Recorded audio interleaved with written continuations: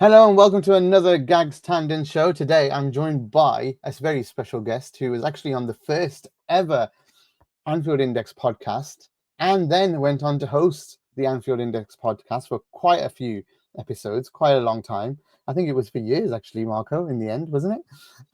Welcome to Marco Lopes. Marco, welcome to the show. Thank you, Gag. Great to be with you.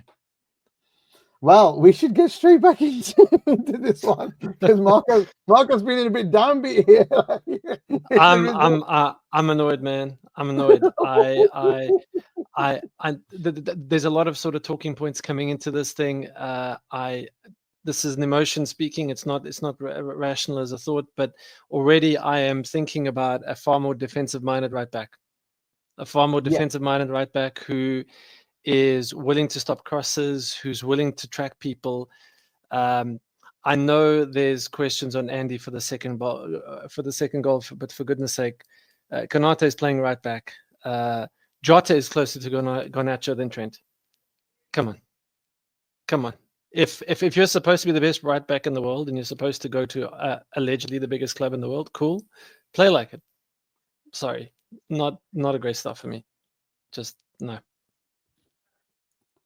Apparently there's some feedback on your side, Marco, with the sound. So any chance you can just check the audio and just click reduce background or anything like that? It's already clicked. That is a Is it? concern. Are you listening through your headphones or? Yes. Okay. Not sure what else we can do with that. Let us know, folks, if you can still hear the background, and we'll try and get it fixed from Marco's side. But yeah, I agree with you overall in terms of the right back conundrum here. This is, I mean, that's got to be the worst I've ever seen Trent play. You know, it's got to be. It's one of the worst, and unfortunately, just not really the kind of a situation that Liverpool can afford in a game like this. We'll probably get to it in other parts of the conversation, but I do think, yes, fair enough. Arsenal drop points, Chelsea drop points. I just think it's an opportunity missed, because it's a home game. It's against them. They seem to play the occasion more than Liverpool did. I feel like Liverpool or parts of the team took the form book from what they've seen of United recently and took that to heart more seriously than remembering this is a big game for them. This is a game that Ruben and the team would have clearly used to try and get themselves back on track. They are going to be back on track with this one. I mean, they're going to treat that as a massive celebration,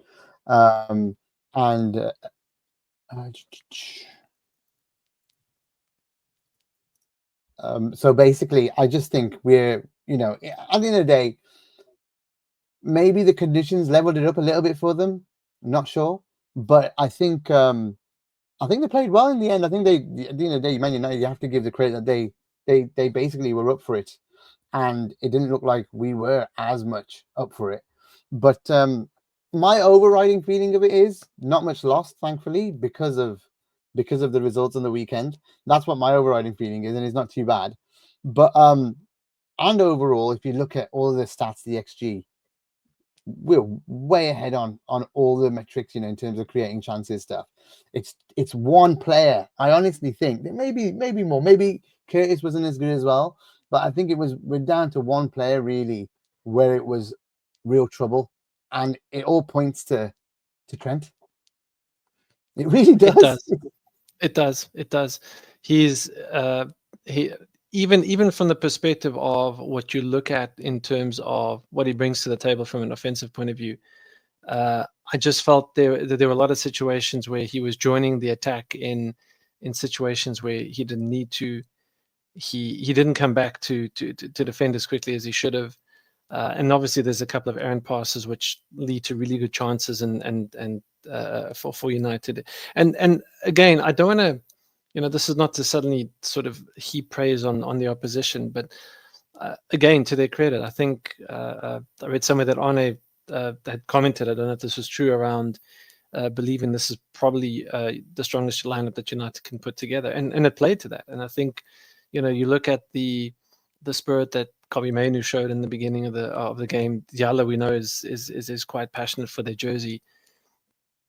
That counted, and it felt like they started the way that Liverpool should have started, and really just I mean, I was actually quite surprised looking at the team sheet that Konate started. I thought perhaps maybe it would have been a good idea to bleed him in, but he got an exercise, to say the least. I think he was tiring as the game went. You could see he was tired. You could see. I mean, it's still. Ibu was fine for the most part, and he's having to cover him so much.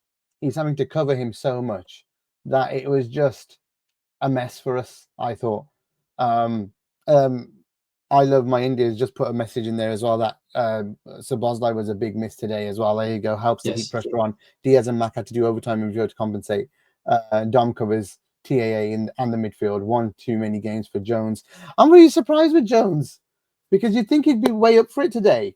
But, and also the away game, I guess he didn't play the away game, did he? Because mainly it was Dom, Grav, and Mac, wasn't it? And they just absolutely killed him. But honestly, what can you say? If one player doesn't turn up for your game, there was an easy out for United every time, wasn't there, down the right side? It was an easy out. So it's not exactly like I've seen some people say, oh, Slot lost the tactics. I was like, what? What tactics are there when you're just going down the right hand side when one player just doesn't turn up? And what would you put it down to? Bad day for Trent, or is it going to be the Madrid talk? The thing is, after a performance like that, now the Madrid elephant becomes bigger, right? Because immediately people will start looking at it and saying, okay, his head's not there, and legitimately, it may not even be about Madrid per se. He could have just had a really poor game because he's switched off and there's nothing to do with that. But that's now not going to stop the narrative. It's not going to stop a lot of people bombarding his social media accounts probably this evening around how he played and how he didn't stop crosses. The reality is that he needed to be a lot better than he was. I want to also circle back to something that the commentary said. It's ironic. I can't remember if it was last week's show or the previous week, but there were some concerns about how Szoboszlai played. I think we missed him, and I think that was the difference. That unfortunately Curtis didn't bring to bear. I think Curtis is not the kind of person who will help you progress up the field the way that Zobo does. I think he's sort of decent in sort of keeping the metronomic passing going through the motions, but I think Zobo was a big miss, and I think even to some extent that's probably why Mo was fairly quiet throughout the entire game. I'm not saying that he didn't sort of try and contribute in his usual Mo way, but I felt he was a bit isolated to contribute the way he would have wanted, and I think a lot of it comes from the kind of support that Szoboszlai provides to him in those positions that Dom typically gets into. Yeah, I mean, what I'm more fussed about is Trent, and like this one here from Arj. Trent showed no desire to defend. I'm actually getting pissed off with him. Konate is going in Trent's space to cover for his laziness. Get him out of position. Get him out, please. Probably an overreaction. I mean, it is an overreaction, but you have to ask the question. Trent was playing for his legacy in his head. That's the legacy he's going to leave behind, is that he cost us points where we should be capitalizing. Let's be honest though, we've capitalized every single occasion so far this season when other teams have dropped points. There's going to be a time where we don't. So like, I think it is a little bit of an overreaction that we're going to start getting really upset about. It's like we're, entitled or something. We're not. It's going to be a bad day sometimes. You're going to run into a bad day, a player having a bad day and things like that. Like, let's not get too pissed off. It's such a brilliant position still. 6 points clear, game in hand. It's not changed from before the start of the weekend. We get in our own heads a little bit, I think. It depends, Gags. I mean, because the only thing is, number one, I hope you're right. Number two, I think you only prove right by what happens after this, because the schedule starts to sort of get a lot heavier. that's when you're going to see the EFL Cup semi-final and those 2 extra Champions League games suddenly play a role in terms of how the squad has to be rotated. And But well, I think look, I think we've got lucky with that as well, because Wednesday we're off. The first team should not be playing next Saturday because it's like Accrington Stanley. So we've looked at it's 2 games. We've had a week between this game, and now we're going to get 2 games in quick succession, which is like the Champions League, which we should be used to. Then they all get a break till Forest. So I don't kind of find that narrative right now. And then the 2 CL games, we've qualified. We are qualified, unless we want to hit the top spot. But we shouldn't be. We should be looking to qualify, and we should be looking to stay top of the Premier League. So it's time for him to decide. Now, if you ask me, I'm going to ask you a real simple question. Did Slot bottle taking off Trent early? Because that's the only mistake I think Slot made today, is the sub of Trent. 85 minutes. I tend to agree with you. The only thing that makes me wonder is, was Connor Bradley in a significantly worse position from a game readiness point of view than say Konate was. The thing is, Konate worked his socks off, and that in itself, I'd be a bit anxious about sort of how much he had to stretch himself literally at times in this game. I felt like Trent should have been off before the equalizer, personally, but I didn't know. And maybe if that's possibly one of the first few mistakes Arne Slot has made thus far. I mean, it's quite a compliment to him, I suppose. But certainly, if I think about the subs that were made, I mean, Diaz was fairly quiet, so that makes sense. Jones was fairly ineffective, so that makes sense. But I think just for the negative impact he had on the game, it would obviously also would have made sense for Trent to be off the field. Yeah, I totally agree. That's the first mistake I think that he's actually made for us, is that is that sub being late. Maybe there was a few others. I don't know. Maybe the tactics could have been better. We were all saying, in the second half it's going to be much better because that's when he turns up. But was it much better in the second half? I think it was, because I think by that point the team had sort of at least whatever messages have been sort of transposed tactically and in terms of the game situation had come across. Look, it didn't stop the execution risk, and that's why I don't think the tactics are the problem. If you look at their first goal, I mean, it's just complete falling asleep at the wheel in terms of letting someone ghost in. And for that ghost, by the way, to be Lisandro Martinez is just additionally frustrating, but it is what it is. What I like is the butcher. This is what I put in all the chat. It was hilarious. I thought it was quite funny, but you know what? We just had a comment from Tim, who's a United fan. So he's from work. So he just said, yes, Slot should have hooked Trent way earlier. Blind man could see he was off. Dallas had him on toes, and he's right. I mean, even the United fans will agree it was just easy pickings for them down that right side. So I totally agree. It was very, very a big mistake, I think, from Slot, the first one in the game. But again, like I said, we got ourselves into a winning position, and so to give it away again so silly, like the second, like you said, the Martinez goal, it was a brilliant finish, by the way. Like, you wouldn't expect him to put that in there, right? And then the second one is just really poor. First, like you said, from Trent, but then Robbo as well, mate. Like, Neville was spot on in commentary. Like, if you miss Van Dijk, to be honest, I think he's wrong, because if you get Konate as well, Konate and Van Dijk in the middle, if they get in front of their defenders, and they normally do, they're going to clear it. But you miss by that point, that's it. Agreed, and also by that point, you'd already taken out Konate, because Konate was having to sort of trail and play right back at that point to try and help stop the cross in the first place. Which, okay, fair enough. Should he do better? Maybe that's one of your very few unfair criticisms you can make in Ibu today. But come on, again, I'm looking at why have fullbacks otherwise? But yeah, it's. I think what I did like, because it mustn't all be sort of beating up on Trent and how the team aspects of the team let us down. I did like the fact that it was very clear the intent of the team to go ahead and win. I loved Cody's response. It was a great goal. it's a What a lovely goal. position that he takes to unsight them. Again, I like very similar to Martinez's goal, right? It was just a great finish near Yeah. post. But I think what 100%. was beautiful is how he sent Delic back to Manchester with the cutting. Yes. Because it's so wet, Yes. the pitch, it made it look even better because Delic went sliding off the pitch. It was just like, that was beautiful. That was beautiful. Great finish. No, Yeah, definitely. And Alexis saying it's a good result. No, sorry, the result is not good enough, but it's a fair result. Yeah, fair enough. yeah, Everett was there. He was there. We are not worried at all. And like I said, I'm not worried either. It's one of those. It's a derby. You're gonna get these. I think it's nice to have the cushion for these type of games. It's nice to see Arsenal and Chelsea are not gonna do a Man City and go on this. I mean, Arsenal got 5 games in a row in all competitions now. Like, I don't know if you knew that, but they've got 2 home games in the league. Then they've got a Champions League, Carabao, and they got United in the Cup as well. So they've got like 3 cup games at home and 2 league games sandwiched around them. So they've got 5 home games to try and build up some of that invincible run if they can, which without Saka, I don't think they will, to be honest.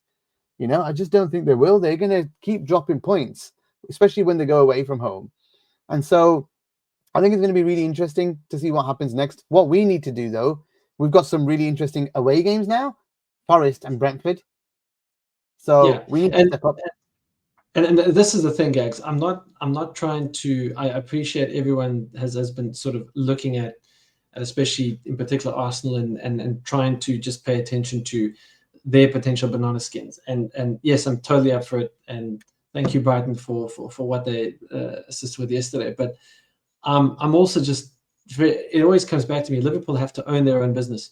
Liverpool have to do their own business. So, ultimately, I think, and that's where I just. What you don't want is these games in hand to suddenly become sort of these false sense of security around what Liverpool have available. They have to get the points on the board. It's as simple as that. So if you look at their schedule, it's critical to make sure that you're as prepared as possible to give your best effort to win both the Forest and the Brentford games in particular. Yeah, exactly. And like then we've got a home game against Ipswich. I think those 2 are the critical 2 games in January. I don't see PSV and Lille as 2 critical games for Liverpool in this month. I'm sorry. If anybody else disagrees, fair enough. But for me, that looks like a fixture congestion, but there are easy games to prioritize, very easy ones. And if you're worth your salt as a manager, you pick the games that you want to prioritize. He can prioritize Wednesday. He's lucky because Accrington's right after it. So he's fine to go full strength if he wants, because he knows majority of that team is going to rest until Forest and Brentford, and they go 2 again. They rest again. Then they go 2 again if they want to. So for me, I don't see the worry of the schedule, if that makes sense. I think it's worked out for us that we can do this well. Today hasn't worked out for us, but I don't think the schedule is as bad as people are making out. There's games in there that we can not focus on. Lille at home and Accrington at home. Just, we don't have to go full strength. We should be able to win. And maybe because I think at least on the socials, you could probably argue, or at least I would argue that a lot of the at least some of the fans that I look at got very caught up by the form that they're in, and got very caught up by a lot of the hoopla around, could it be 7-0 again, and we're going to absolutely batter them, and those kinds of things. I think this is an important result for Liverpool to respond to, because it just sort of reminds them this is a really good position. Don't waste it. This is a really good position. Make sure you capitalize on it and take nothing for granted, including your biggest rivals. Who, I mean, I'm sorry, but I just to remind everybody, there's no other team in the league who has less incentive to just bend over backwards for this fixture. Sai is happy that you're back on the airwaves, my friend. So, thank you, sir. Jack, thank you. So, by the way, Jack is producing post behind the scenes for us. Jack, if you go back to the first Adam Ahmed comment, and then if you don't mind sharing the screen as well for where you were just on, go click on the actual Liverpool game today, and it will bring up the stats. Actually, if you click on the Liverpool game, they're 2-2. Click on that, and then click on stats. So I don't think we were lucky to get a draw when you look at the numbers with it in terms of expected goals. There were plenty of chances here, Adam, for us to win the game. That VVD header at the end as well. There were loads Yeah. there were some opportunities where even Nunes break. There's so much where we could have done better. I think what we were very panicked towards after going behind. It was something we didn't expect to happen. And I think but there was plenty of domination in that game at times. We missed 3 big chances out of 4 today. That's just not what we usually do. So from my perspective, I don't think we can say open play as well. We doubled their XG in open play. And obviously the set play is going to be the penalty and stuff like that. So non-penalty XG 2.09. You know, they've overdone with their XG today. So from my perspective, mistakes cost us the game, not we were lucky to win. It felt like it towards the end because Maguire missed what looked like an own goal, but it's Maguire. Had it been a forward, it's a different conversation, but it's Maguire. You expect Maguire to miss it. Thank God for that, by the way. I don't think I would have. Thank God it was Maguire, but that's what happens when you're breaking and they were all out attack. And I totally agree. We can't win them all, Adam. I do, but the fact of the matter is, I don't think it was we were lucky to draw at all. I think we were unlucky to give away that goal at the end. That's what it was. And fair play to them. For once, United didn't give up.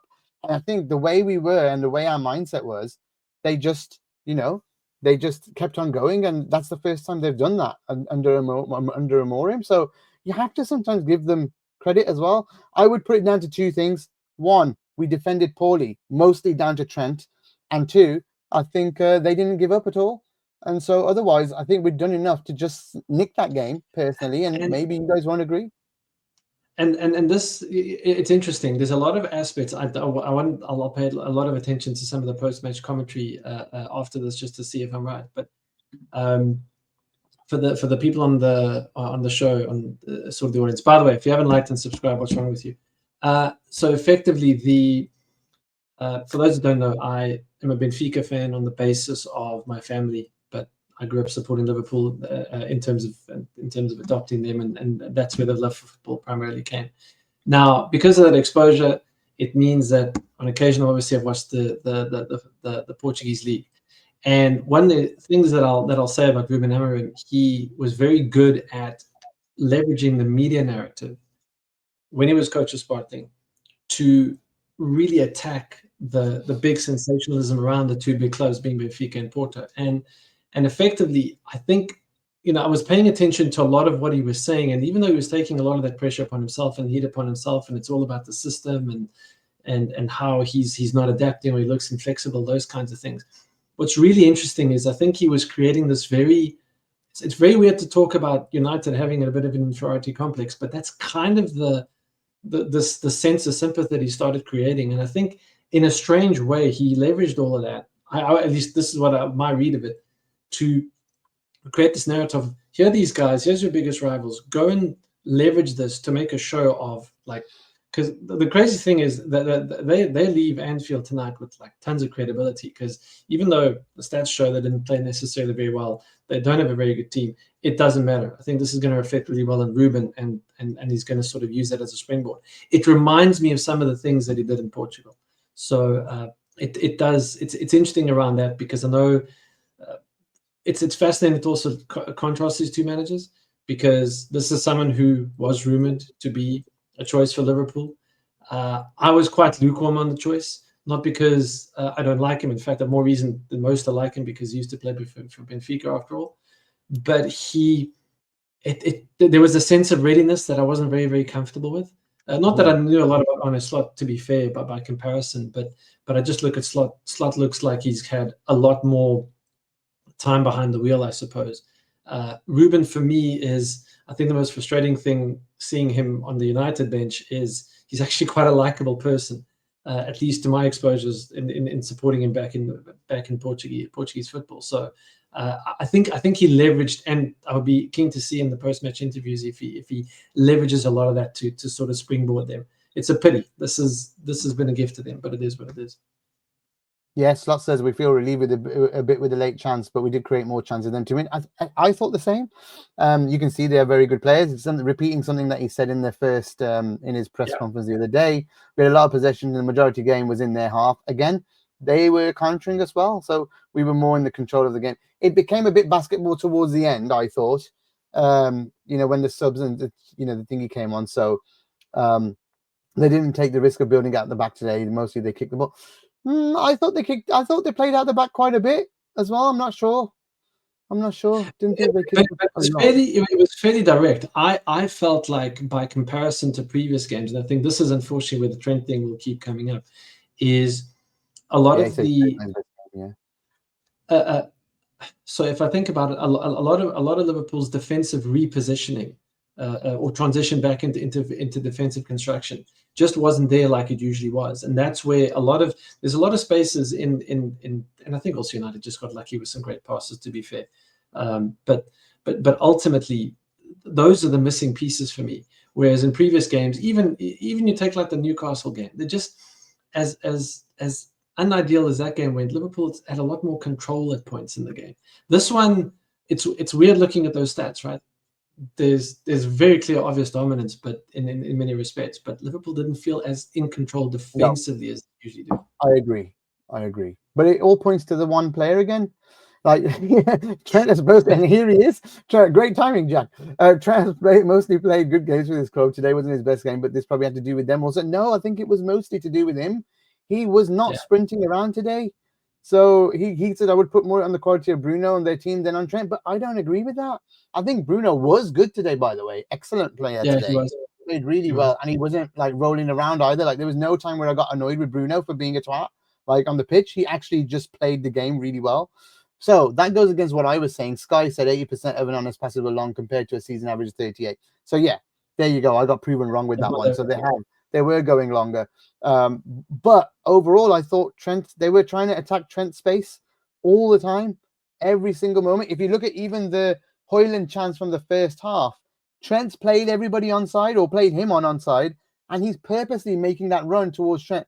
He did that many times later in the second half as well, but no one picked up the run. But he was constantly running off of Ibu into the Trent lane because he knew Trent was deeper. And so when you know there's a problem, like that's where I always say for Slot, why didn't you hook him? Are you scared because he's going to go sign for Madrid? Or is it like, if it is, that's the case, then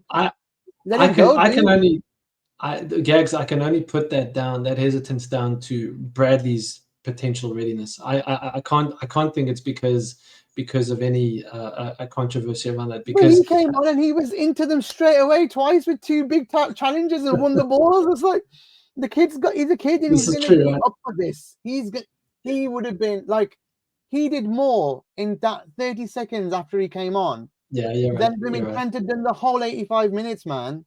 Yeah, we've already talked about that, Rosé. We definitely did miss Dom today. And I think Eddie said the same thing here. If you wanted to put both of Eddie's up here, Trent didn't win a single duel for FC during the 86 minutes he was on the pitch versus Man United, and then it took there you go. It took less than a minute for him to win his first duel after coming on. Less than It was more about we were talking about this in Discord earlier. Somebody was saying, I think it was Mac, I think, who was putting it on there, that the importance of playing Scousers in a derby. And I'm telling you now, there's no more bullshit than that after that game.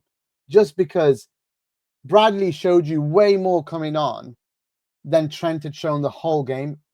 Jones and Trent were probably the worst two players in the game. So having a local hero on the pitch didn't work today, in fact. It didn't. So I'm sorry. Throw those things in the bin. It's all about tactics, and it's all about, in this game, who's up for it as well. Who's actually up for it? The players that came on were up for it. Nunez was a bit stupid by hitting that guy in the face, but he was pushing himself around. I mean, I thought Nunez wasn't good again when he came on, to be fair. He just wasn't. But I can't expect anything more from him right now, you know. And I thought maybe taking Diaz off. Do you think taking Diaz off was a mistake? I don't think it was a mistake, just because at this stage, if Arne Slot's earned something, he's earned our respect to at least indulge in the opportunity to change the game, because he's done it successfully a few times. Yes, Diaz is better than Nunez. I don't dispute that. So maybe I would have had some reservations about sort of the choice of substitute, but I'm also like looking at his bench and thinking, well, who also else does he have to play with? It's sort of a 6 of one, half a dozen situation. But I think for me, again coming back to Bradley, it's pretty obvious that sub probably should have been made a lot earlier. I would just on the concept of also just effort and passion and all those good things that we expect as a minimum from the players. I thought, I want to sing the praises of both centre backs. It always troubles me when my favorite player gets upset, but Virgil was right to get upset a few times with the team, and he rightly got visibly upset with what he was having to sort of compensate for. There's a couple of times where he's cleaning up for he was pissed. He was at Trent as well. Every time he just looked over there, like I wouldn't want to. I think that loses you some confidence in the game with yourself, in your own game. But normally when a player is going through that, they kind of pick it up and go for it. Especially this type of game, it's one of your most heated rivalry. I was expecting Trent to really bounce back that second half after having a good chat with the manager and all that, and maybe not go too gung ho. Honestly, I feel like the occasions got the better of him today, where he was just out of position so much. He was just, I can't understand. I just can't expect Slot to say, keep doing the same thing that you did in the first half. I just can't, like you said, with all that. So Nunes misses the Forest game. Well, Nunes wasn't going to play the Forest game. Nunes can play against Spurs if he wants to, and he plays against Accrington, he's fine. So, hey, we're fine. It's actually a good thing, probably. Chiesa might actually get some minutes. I agree. I don't think. I think with Darwin, and not to go too much on that subject for obvious reasons, as you know, Gags, as far as I'm concerned. But I think with him, it's just a case of going through the motions and sort of giving him the secondary games to look at. So Accrington stand definitely. The second leg against Spurs, if Liverpool have done the right job in the first leg, if it makes sense, and even and definitely the two Champions League games. But I don't think I would waste any time. And I agree with this suggestion from Sai as well. I think with Chiesa, it makes, well, maybe not necessarily ahead of Nunes. I think if you're going to rotate the team, Chiesa should be playing in the Mo Salah spot, actually, if we think about it. At least in terms of what I understand Chiesa's strengths to be. So, but fundamentally, in the matches where we expect Darwin to start, those should be the secondary matches, the FA Cup, the second leg of the EPL Cup, as well as the two Champions League games. And somebody just put a comment up there about Darwin missing the Spurs game, actually, which is fine as well. It's no problem. I guess he's going to go strong. Have to go strong again. So there's no way Virgil isn't having words with Trent after that.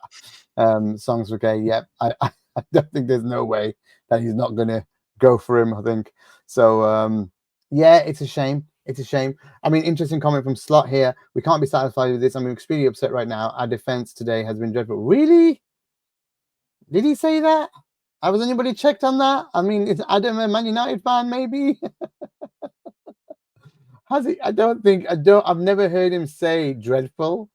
I've never. He did. He did look dreadful.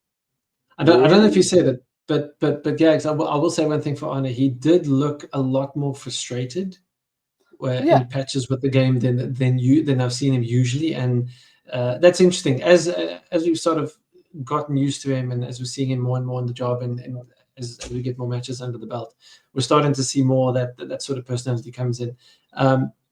He does strike me as a perfectionist. He does strike me as someone who has a very low tolerance for margin for error. So, which I think is a good thing, because I think if you're trying to win the league, which Liverpool should be, especially in any given case, let alone with the lead they have now, trying to win the league, I think it's a good thing to have someone like that at the helm. Yeah, I can't see that Slot quote anyway. Maybe I'm wrong, but I think that might be a wrong quote there, folks. Whoever put that in there. Adam's probably having a bit of a laugh and a joke. You should probably double check those. But yeah, it's funny. I just don't see him use that wording that he's extremely upset right now. I mean, I don't think there's too much to be too upset about, to be honest. It'd be a bit of an overreaction. If he had lost the game, I could see that he'd be very, very upset. It's very lucky. It's very, yeah. Greg's just telling me as well in WhatsApp it's a load of bullshit. So yeah, I think we should ban Adam from the chat if that's bullshit. That's not happening on this show. So yeah, we should probably ban him from the chat for that. There you go. That's a good way of earning a ban. You get caught, Yeah. Chat shit, get banged. There you go. Boom. Anyway, from the game, there weren't too many standout players. I thought Grav was awesome at times again, but he was tiring as the game went on. We really do need to manage his minutes and his time on the pitch. It's a shame we don't have a 6. We could really we could do with buying another 6 to give Grav a bit of a rest. So Well, yeah. there's a rumor of a transfer window at the moment, Gags. So you could always maybe. Yeah, but it's Liverpool. It's Liverpool in the transfer window. We never do anything. But I think again, Grav in the same way that Kanate sort of had to do a little bit of compensating for other positions. I think Grav as well. So the production that you didn't unfortunately get from Jones in the Szoboszlai role, I think Grav was kind of being pulled forward a lot more than usual because of that, because he had to sort of plug holes, if that makes sense. But that also gave him some opportunity to do some cool things. I love the turn in the first half. I think it happens in the first half. Lovely turn, bombs down the field, has this great shot from distance, narrowly misses the post. Pretty cool. I thought McAllister was great. Absolutely great. Just ticked it over very quietly. A fantastic game. Assists the first goal, if I'm not mistaken. But just absolutely brilliant. And just if there's one thing if there's one thing I will say, I mean it's not it's weird about both Ali and Mo. And probably this is more directed at Mo than Ali, but I just love the fact that this is a guy who's almost got this like high threat bar above his head, so everyone takes him super seriously, and you just know that, and I appreciate having a player like that. I think it's poetic that we're suddenly seeing all the stats starting to be compared to Luis Suarez. Suarez, when he was playing for Liverpool, had that kind of quality, right? People just were already freaked out and frightened of him before he even touched the ball, before whistle was blown. Mo's earned that. He's got it. And I think to the extent that he occupied United in that way is a compliment to him. Ali was, I mean, it's like the guy hasn't been away. A couple of really top draw saves, some great distribution. So we are very, very lucky. We are very lucky to have these guys. Yeah, I think so too. I think big save from Ali, wasn't it, against the Hoyland one, was huge. Yes. I got worried with one of the corner ones though, where he spilled it and it went just when it rolled out for a corner. I was like, imagine if that had gone into the goal, it would have been an absolute disaster. Near post, Bruno, I think. Yeah. I think you know what it was. I think when you watch the game in the moment, it's stressful and you feel the pressure of it, and you feel like it's United and they're really, really bad right now. The whole club is a mess right now. Everything about them is a mess, and not beating them feels bad. But this is what happens when you get overconfident from maybe the fan base. I think a lot of the fan base were predicting 5, 8-0, 10-0, all this nonsense, right? To be honest, it doesn't help when all of the other big YouTube shows that are kind of rivals were all saying Liverpool going to bang 8 past Man United, all this nonsense, right? So the narrative was set. So whatever you reach in this game was always going to be, the bar was going to be too high to reach it for everybody. And everyone got way overconfident. And, before the game, I was like, just get 3 points, lads. Why? No. If it's not a thrashing, I'm not happy. I'm like, what? Like, this is fucking. I would have taken 1-0 would have been fine. Yeah. If we won that 3-2 at the end, if it stayed 2-1, would have been over the fucking moon. This is what I'm saying. Keep your feet on the ground. Just because we're 6 points ahead, it means nothing. We were ahead last year. We lost it. Just relax. Take each game as it comes. Look, count your lucky stars. Arsenal and Chelsea dropped points. We did. So we did too. So, always wait till the end of the weekend before you start, getting too excited and too happy, because this is what happens. This has happened so many times. We drew twice to a bang average United last season. They knocked us out of the FA Cup. In our title winning season, Sasha got a 0-0 at Anfield. No, he didn't. At title winning season, we beat them 2-0. Verge scored a header. Mo scored that goal where he took his shirt off and Ali cast him the pass. So again, it wasn't 0-0. It was 2-0. That was the title winning season. But isn't there a draw against United in that season, though? Yeah, that's okay. I don't know if it's that's away. It's different. At home is different. Yeah. Last year we drew 0-0. In the title winning season, we did not at home. We beat them 2-0. So again, and I think it was the year before that we beat them No, it was that was last year. All right, it was 1-1 at OT. Yeah, it was 1-1 at Yeah. OT. So we beat them. It was a big game because that was the game where we were singing, "Now you're going to believe us. We're going to win the league." That was the first time Liverpool fans accepted it at the COP to sing that song. So they got a 0-0 last year is at Anfield, which is what it was, where Yeah. we expected to beat them again, same as this year. Because there's 7-0 in the bag, and because Man United hasn't scored for 6 years at Anfield, they've got that monkey off their back too now. It was all like, oh, this is a foregone conclusion for everybody. But you need to have a little bit of respect, and you need to have your feet on the ground for any derby. So yeah, I would just say to folks that were getting a bit too carried away, this is your wake-up call. Get back to, hoping that we do really, really well, and let's not count our chickens ever, because that's when you get too disappointed afterwards. Now, I'm disappointed that we drew, but to me, I think it was in the end one player for me to change the whole game, and I think United do deserve some credit, but not all of it. I think it was more down to our players making mistakes and one player really costing us heavily. Just shows you everyone has to be focused when you're playing these big games. Everyone. And if you've got one person who's half-hearted at any point, and if it's one thing I ask Slot to learn from, if this happens again in this title run, my friend, hook the player that's costing us. Doesn't matter of stature, doesn't matter where they are, who they are. You've got to be ruthless to win a league. Okay?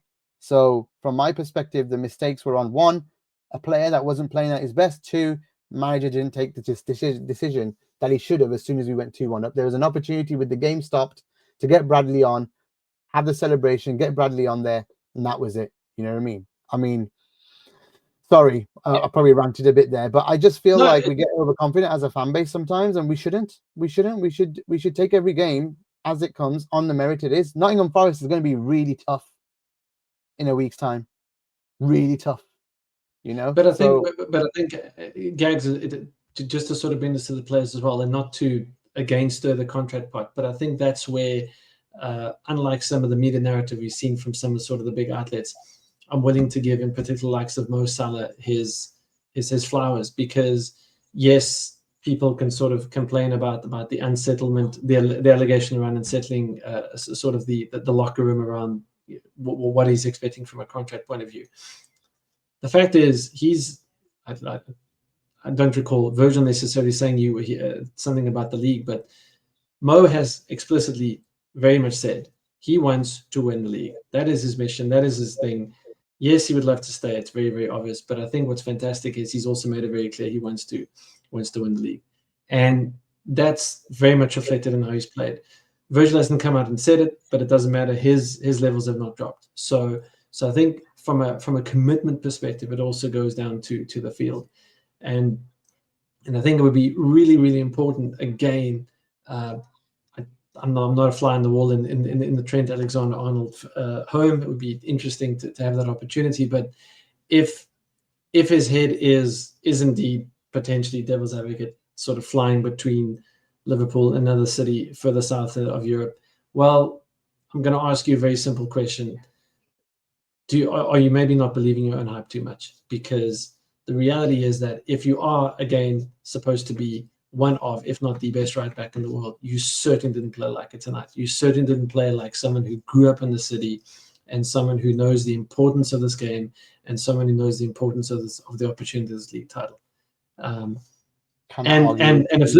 if this feedback's hard to hear, or like, from a convenient fan in some random country elsewhere in the continent, dude, you're a professional footballer and this is what you signed up for. I completely agree. I think if you're asking for, 78 million over 5 years or whatever the numbers are, that's not a game that shows me that you're worth what Virgin Mo are worth. And I know you're much younger and this is about to be your peak. It doesn't matter. But Mo and Virg have probably never performed like that. Like, they are world class and they show you they're world class very consistently. They don't have a stinker like that. Completely stink the bed out, like completely. Even if Mo's having a bad day, he pops up with either a penalty or a really good pass to create a chance. The pass for Maka today, for Maka to score in the first half, should have scored from. on the volley. Yeah. I mean, I wouldn't say should have. It's a tough one on the half volley, but that was an incredible ball. And if Maka scores, you're all going, "Wow, Mo, what a pass!" And then he scores the penalty. I mean, he pops up when he's needed the most, like you were saying. Same with Verge today. Without Verge, that would have been a shit show at the back. Complete shit show at the back. He saved us on countless opportunities where Trent messed up. And that's why Trent was getting the eyes. Those boys deserve their 300, 400K, whatever they're asking for. They deserve it. Give them the blank check. Write it down. Those are the committed and capable people.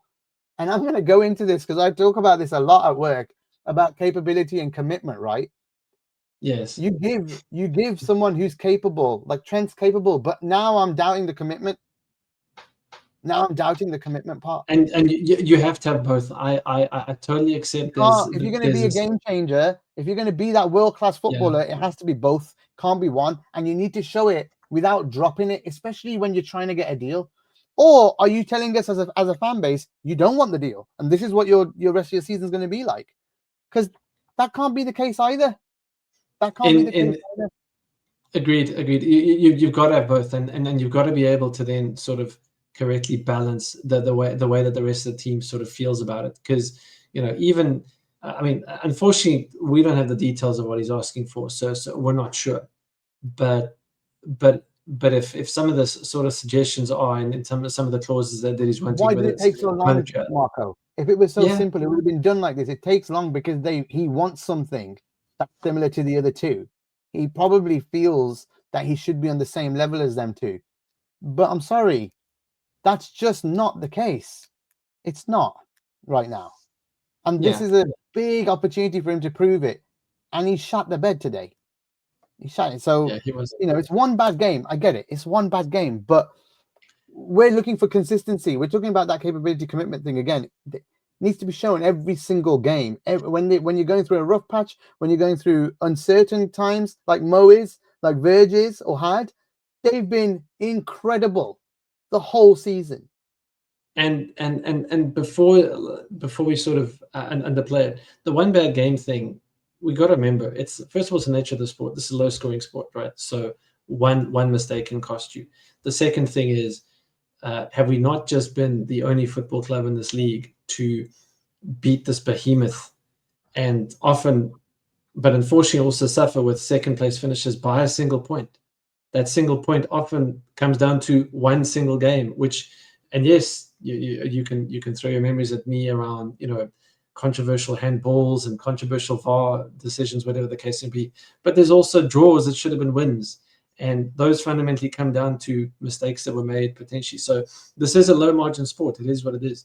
So, and for me, I think, again, the disappointment here is that there shouldn't be any reason why this fixture in particular doesn't give you a significant amount of preparedness. That's all I'm saying.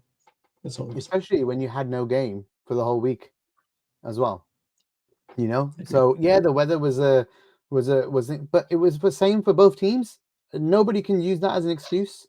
It was exactly the same for both teams. So no way can anyone say, "Oh, well, the weather leveled it." Well, if it leveled it, the weather was going to be the same for exactly.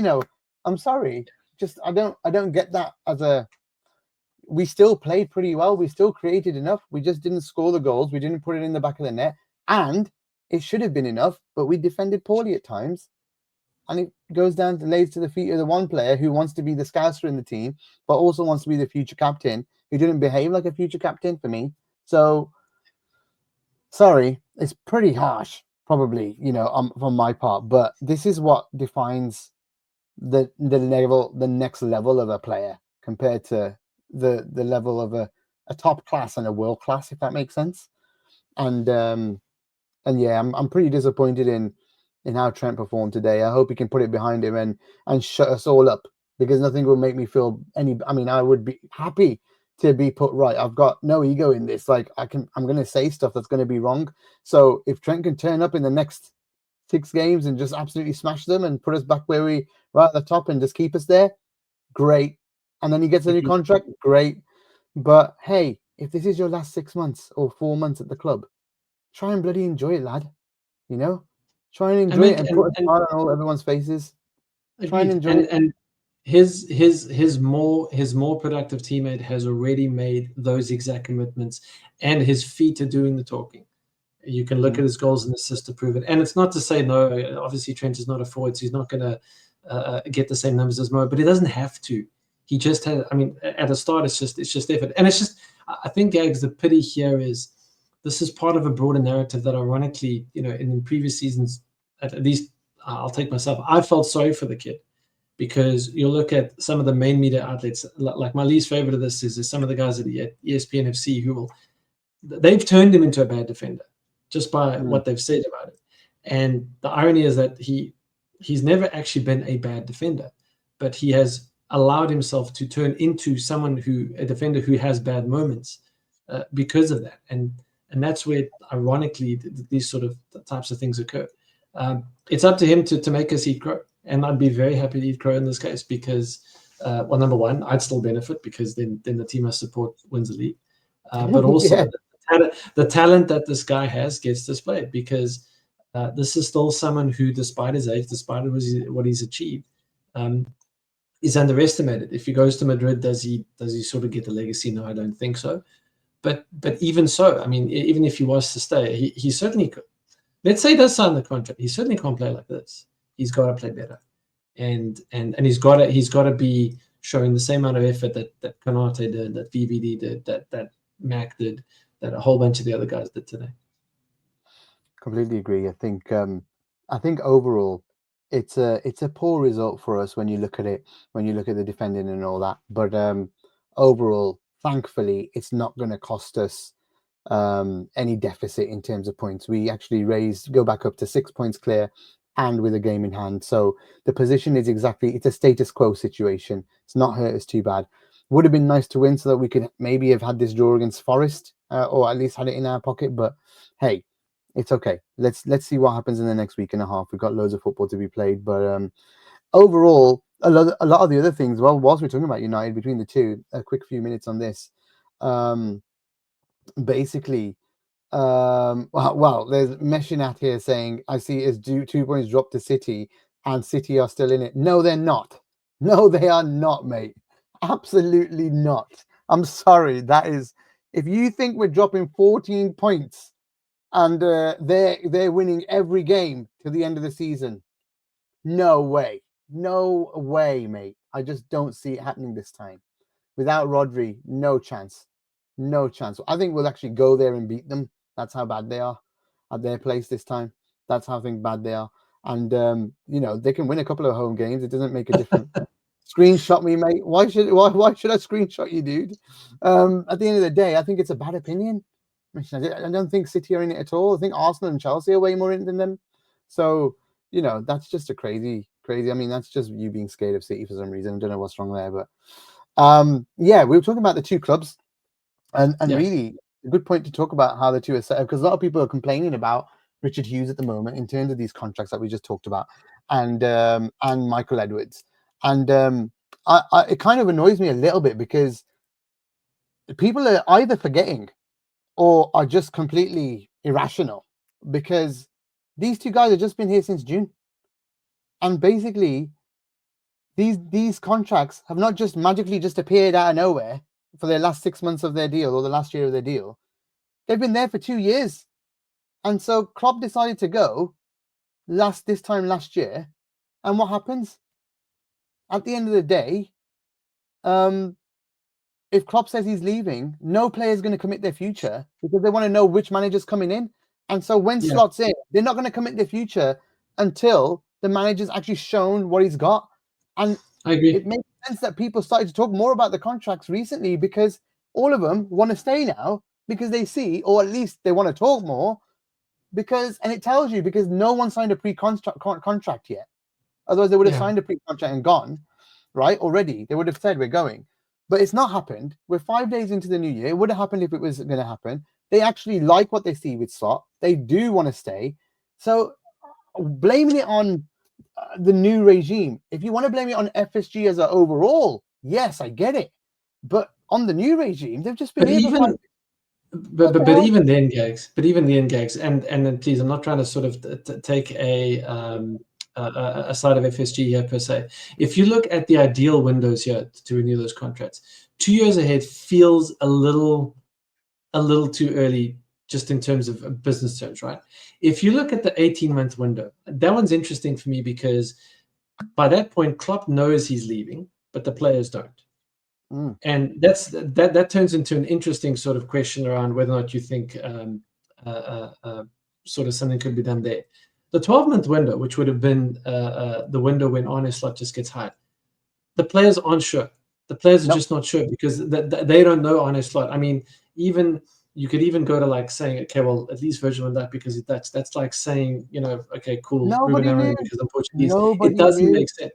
So, and I think the more complicated thing here is actually, ironically, the fact that the two old guys are playing really well. The one old guy has suddenly decided to revisit the form when he first joined the club, which is insane, and that sort of I think it flies in the face of the analytics because I'm pretty sure Michael Edwards has a whole dossier of things that say, well, listen, when these guys get to sort of close to mid-30s, we probably should be moving them out, not giving them 3-4 year contracts. So I can appreciate the struggle. I'm not saying they shouldn't sort it out. They should. I am saying if you look at the previous logical windows to do this, unfortunately, it didn't exist. It is what it is. And I think, all we can hope is just that these things get sorted out as quickly as possible. I agree. I just think because of the contracts now, everyone's like, oh, if this doesn't happen, Hughes should go. If this doesn't happen, Edwards should go. It's like, what are you guys on about? Like, honestly, what are you on about? When Edwards was previously here, it coincided with the best period of since I was a kid. I'm talking 30 years ago. The best period of football since I was a kid when he was here with Klopp. It was awesome. I have a feeling he can do the same with Slot. I do. I really do. Or Hughes can under his stewardship, should I say. But to be so reactive, I guess it's social media. But still, I'm going to call it out. It's nonsense. Yeah. Absolute nonsense, folks. So, yeah, I agree it should be done. But no, I just, Van Dijk's completely right here. The way we conceded both goals unacceptable and lazy, they shouldn't happen. Completely agree. VVD is going to call it as it is, and that's why he's the leader that he is, and that's why he's the captain of the team. And that's why we respect him more. Call it as it is. I would like to see Trent come out and say as well, wasn't my best game, folks. I'm going to try my best. My heart is still here. I'm going to try and do my best. That's how you get people across and be on your side, because you've got to own it. Own the loss. The loss is what you've done on the pitch is a loss for you as a player. Yes. Because you lose respect, you lose credibility in the eyes of the fans just because of the situation you're inside the bubble of your contract. So sort it out, mate. But yeah, the two clubs. And I wouldn't swap. Would you swap? Yeah, you can. But I'll ask you? Okay, go on. You talk first, and I'll ask you the question. I just want to say, I also think that the way Liverpool have at least been forced in a way to handle the Trent narrative, because a lot of this is spin doctoring. And I think what's interesting is Trent, ironically, I feel like he's lost control of how this narrative has now become. Because, I mean, look at us, right? We're speaking about this from a contract perspective. Yes, this could all be speculative. But unfortunately, the elephant's in the room. Trent hasn't closed that door.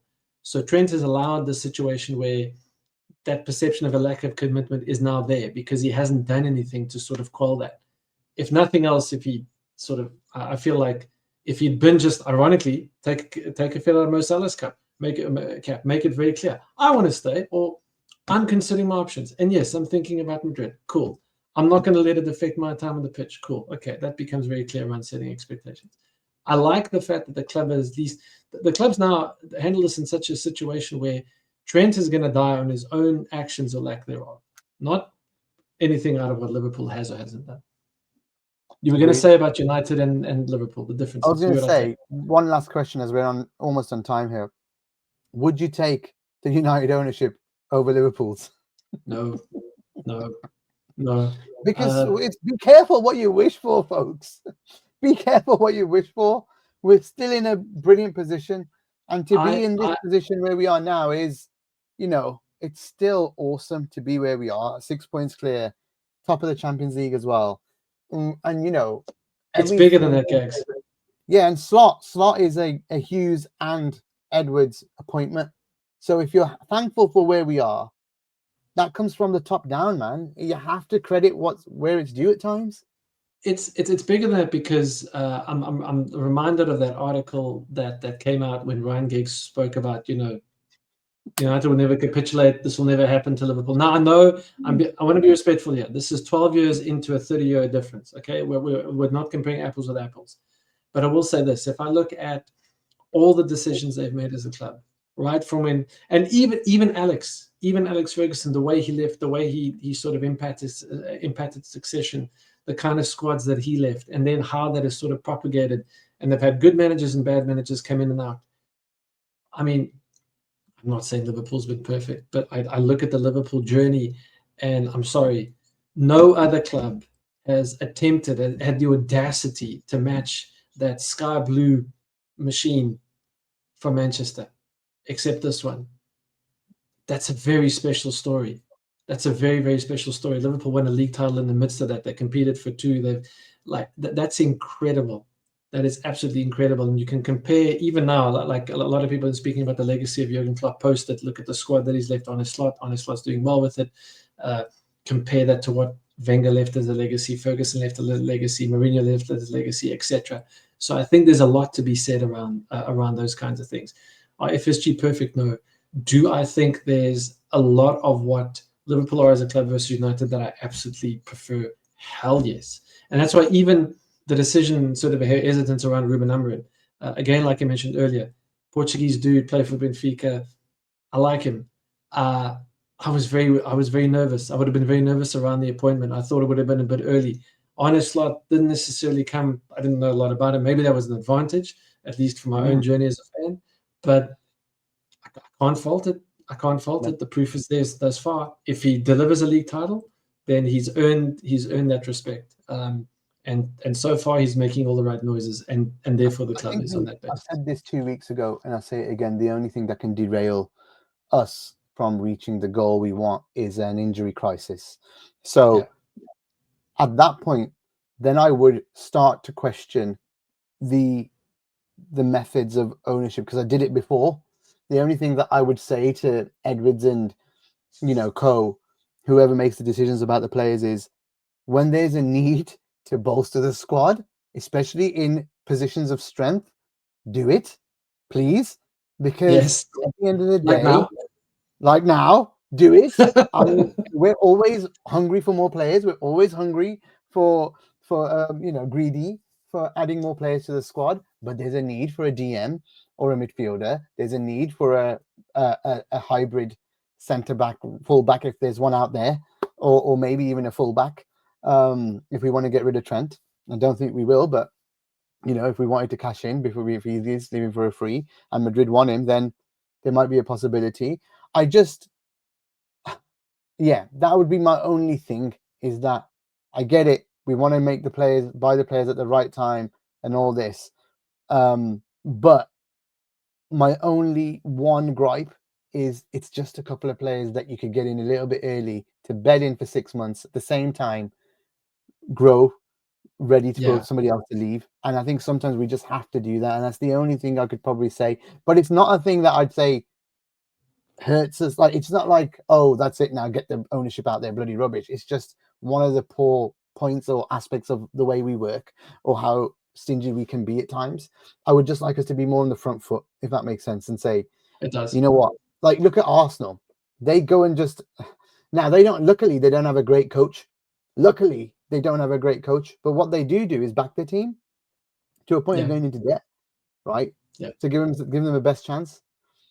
If we could just be a little bit in a way more forthgoing to go and get a fullback, go and get a midfielder, that would just, I think the squad gets a lift. Like Virg has said it so many times. It's so nice to see new players come in. Like Chiesa came in. They were all pretty excited that there's someone else to come and help the forwards out, And but imagine if you got a defender in, or imagine if you got a midfielder in, everyone just feels some of the pressure go, rather than this squad isn't the type where they get very defensive about their position or their playing time or whatever. They're all a family. There is a massive family atmosphere. You can see it in the training videos. You can see it in all.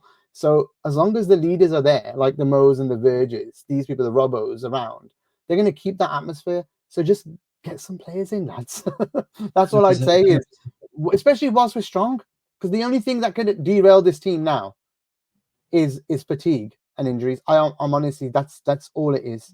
It's all it is, because they're good enough to go and win it all, and do it all the way. I mean, that's just the Premier League, by the way, I'm saying. But I think that's the only thing I'd say. Like, even United, they would go to a fault of just buying. Thankfully, they've never And they had. have that. Yeah, they don't have a great coach. Or they haven't had. Maybe Amorim's the one in the future. But he has yet to prove it, because you also got to keep in mind that he's also used to the same sort of, ironically, the same model Liverpool have around the head coach and a separate sporting director.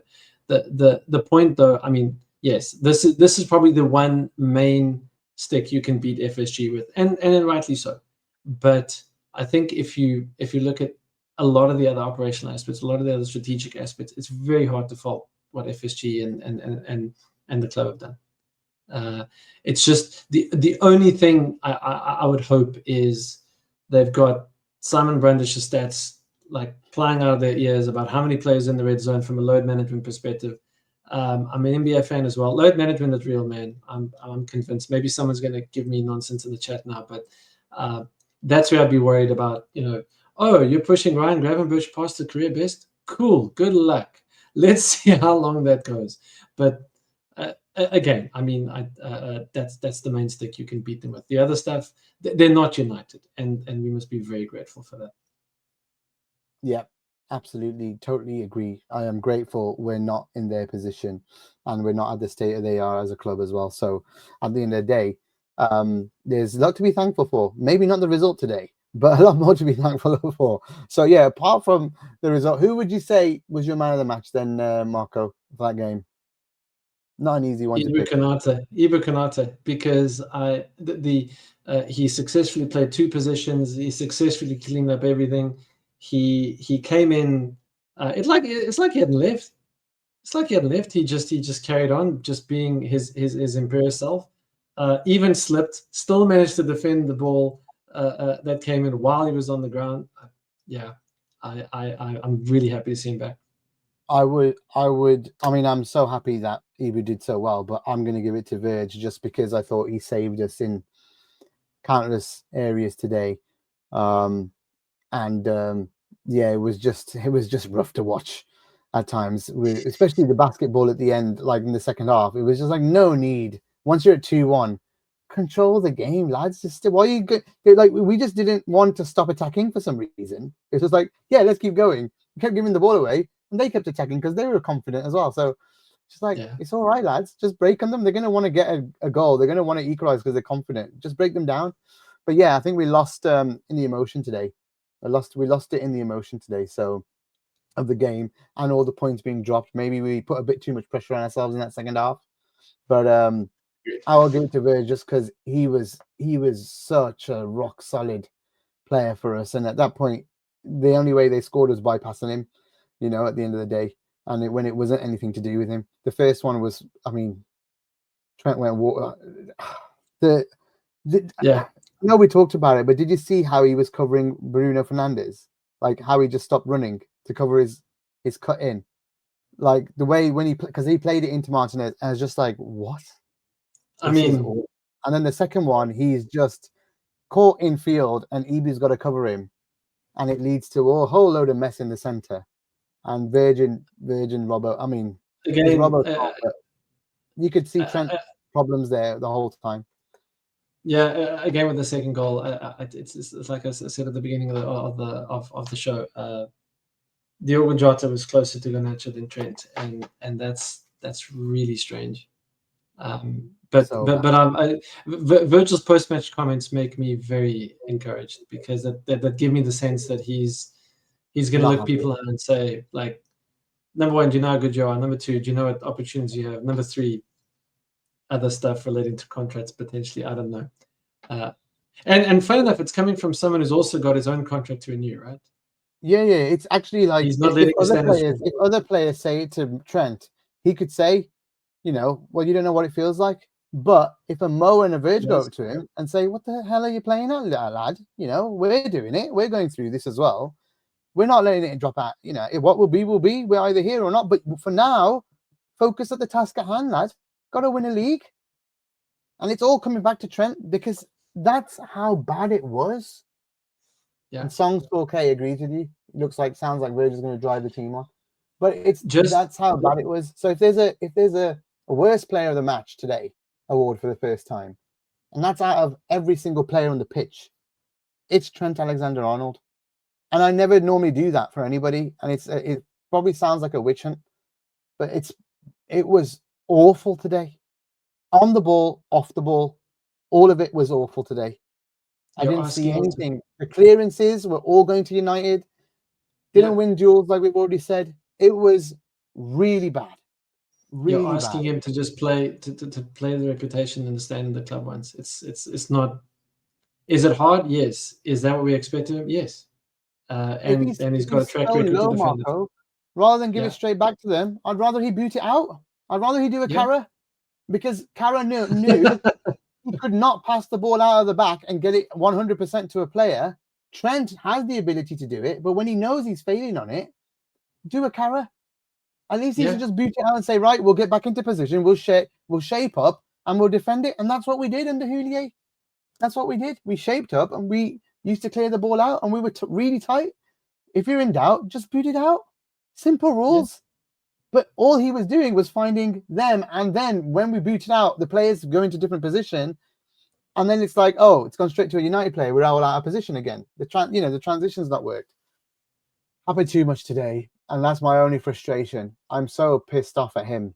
So pissed off because I love him that much. That's why. I'm just disappointed because I love him. I want him to stay. I want him to be the most successful player in the history of the club. I really do, because he's got the years under his belt to go and do some crazy things under this manager. But today is unacceptable. But that's the thing. It doesn't come from the perspective but players have played worse than this. This comes because of their expectations. This comes because of who he is and who he could be. And that's why it's merited. Yeah. Anyway, Marco, thank you so much for joining me. We've done an extra long one today, but I think it needed it. And I'm really sorry if it's a bit too negative on Trent, but today was really bad. Like I said, I wish for him to improve and prove everybody wrong. Like I even Darwin, where there's no hope, absolutely no hope of something going right for him. Even Darwin, I would wish for him the best. I want him to score 15 goals by the end of the season. It's not going to happen. I don't believe in it, but I want the best for this team. But when it's bad, you got to call a spade a spade. Thank you very much. I love my India. Appreciate it. Thank you all for listening in and watching in. And, nearly 1,800 of you now. We do want most of you to come over to YouTube, please. So please do pop on over to YouTube and find us. It's Anfield Index TV. You can see, sorry, it's that way. That way, yeah. Get it right. It's a bit weird with the pointing. It's above Marco's head. Anfield Index TV on YouTube. So come and find us, subscribe, like, and if you enjoy this stuff, we're going to be here every single game. But there's loads more. There's Chat G&G with Grizz and myself every Thursday night. We'll be back this Thursday at 7:30 as well. But then if you're finding us for the first time in Anfield Index, we've actually been around for like 10, 11 years from a podcasting perspective. We've been around for 12, 13 years in terms of a website. So we've been around a long time. We have a lot of experience in what we talk about and how we do things. So please do go and check out the content on the site and on especially our podcasting. So you can find that on every podcast player, on Spotify. If you want you'll see that a lot of those shows are cut off. So if you want to subscribe and get everything without any ads and the full shows, you can go to anfieldindex.com/join, and you'll find all of our subscription options to get our content, which is behind the paywall. So if you've not been here or seen us, you can find everything there and audio versions of this show as well. And if you go back to the right at the start, you'll hear Marco, who was there right at the start as well. And he's making a bit of a comeback. But he's been here for years. Thank you, Gags. I'm sorry that I went for I had sort of a brief period of quiet. It's been great to come back. Thank you, obviously, for having me on the show and tolerating my injury. I'm fine, everybody, in case you're wondering. Yes, of course. But it did not prevent me from being here, which is cool. Well, you know what? Way more committed than Trent Alexander-Arnold. Even though you got injured today, you turned up for the show and fought for us and didn't let us down. And that's what we appreciate, Marco. That's what I look for in my team, Marco. Not like Trent today, but also we have Jack as well behind the scenes. We can just gonna get him in to give you a wave. Here he is. Oh, maybe he's not. I haven't added him to the stage. There you go. Give everybody a wave, Jack. There you go. The man who does our watch alongs every single no, there you go, thanks, Jack. He's producing for us behind the scenes, so really appreciate Jack staying on, especially after doing a long stint on the watch along today. Make sure you join Jack for all the watch alongs. He's doing a great job. I have them on while I watch the game, and me and my kid also always watch him celebrate, which is fun because it's always a few seconds behind. So we after we've celebrated, we celebrate with Jack. So yeah, make sure you have it on. And that would be a nice way to support us if you're watching the game and have it on next to you. It supports the channel and supports us. So please do support Jack as well as he grows that show, which is going to become a great one. But yeah, apart from that, thank you, Marco. Thank you, Jack. Thank you, everybody. I think Eddie was in here doing stuff. Greg's been supporting on the side as well. Thank you to everyone who's been watching. We'll be back. And look, don't be too disheartened. Thank you, Songs for 4K as well. Don't be too disheartened. There's nothing lost. There was nothing gained either. It's status quo for this one. It hurts because it's Man United, but in the end, it wasn't too bad. It's okay. We should have won. We got let down. It's okay. Let's come back harder for Tottenham. And all I'll say is up the Reds. Thank you very much, folks, for joining us. We'll be back very, very soon. Nice one.